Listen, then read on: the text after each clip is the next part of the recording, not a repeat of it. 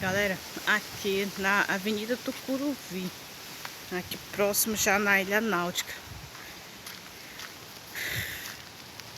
E tá muito, tem muito vento. Muito vento mesmo.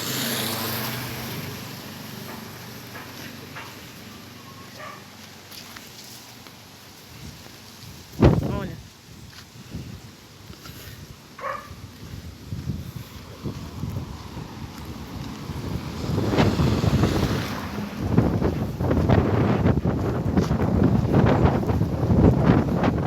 Dá pra ouvir, né, no som do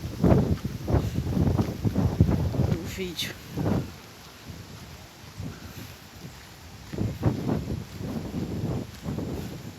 Olha a velocidade do catavento.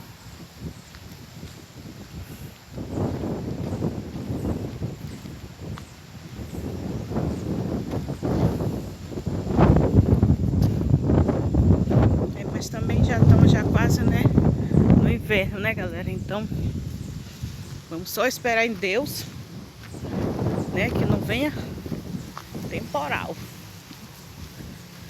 Olha só, é bonito de se ver.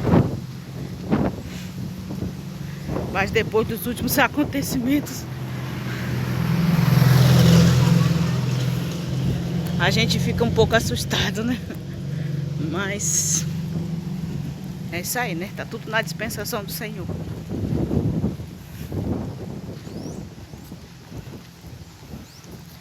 Isso aí, vamos que vamos. Ó,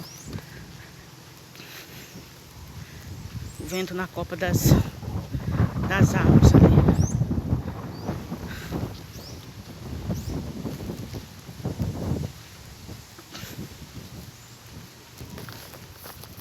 Esperar pra ver, né?